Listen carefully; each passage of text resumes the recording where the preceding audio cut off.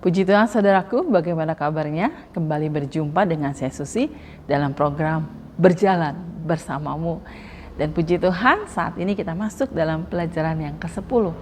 Saya memberikan judul Tetap Percaya Meski Belum Melihat. Ya, saudaraku, dalam Yohanes pasal 20 ayat 29b berkata, berbahagialah mereka yang tidak melihat namun percaya. Ya, pada satu kali ketika murid-murid berkata tentang kebangkitan Yesus, ya, tiba-tiba Thomas, seorang dari murid Tuhan itu berkata, ya, dan dia berkata, sebelum aku mencucukkan paku pada tangannya dan mencucukkan ke dalam luka bekas paku itu, ya, mencucukkan tanganku ke dalam bekas luka paku itu, atau aku memegang lambungnya, ya, sekali-sekali aku tidak akan percaya. Di sini kita bisa melihat bagaimana Thomas sebelum melihat Yesus, bahkan sebelum mencucukkan tangannya ke lubang paku dan ke lambung, dia tidak percaya. Ya, padahal firman Tuhan berkata, Yesus berkata bahwa berbahagialah ketika kita percaya meskipun belum melihat.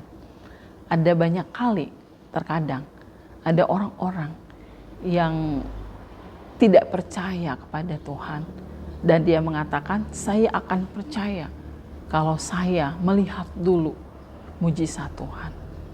Ada orang-orang yang mungkin belum kenal Tuhan dan dia sakit, dan dia berkata, kalau saya disembuhkan maka saya akan percaya kepada Tuhan. Itu adalah orang-orang yang sesungguhnya tidak percaya, ya, seperti apa yang Tuhan mau.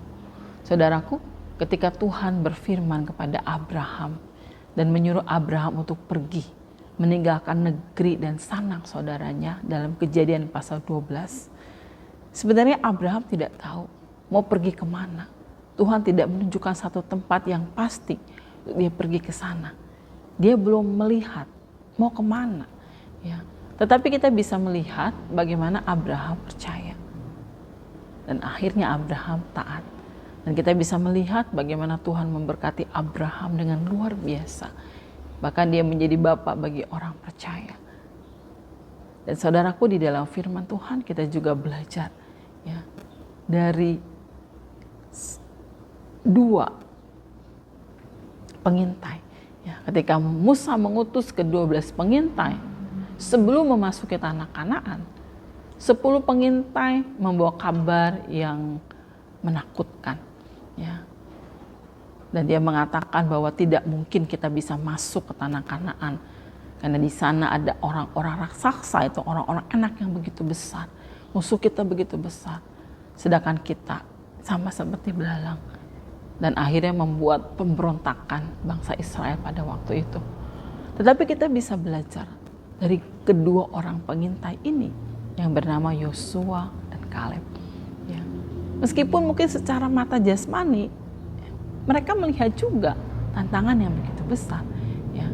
Tetapi kita bisa melihat bagaimana Yosua dan Kaleb, dia melihat bukan dengan mata jasmani, tetapi dia melihat dengan mata iman. Dia melihat janji Tuhan. Dia tidak melihat masalah yang sedang terjadi, tidak melihat tantangan yang sedang terjadi, tetapi melihat janji Tuhan yang akan digenapi sehingga mereka dapat masuk tanah Kanaan. Saudaraku, apapun persoalan yang kita hadapi saat-saat ini, meskipun mungkin kita belum melihat jawaban doa kita, belum melihat janji Tuhan yang tergenapi di dalam hidup kita, mari kita belajar untuk tetap percaya. Jangan melihat dengan mata jasmani, tetapi kita belajar untuk melihat dengan mata iman.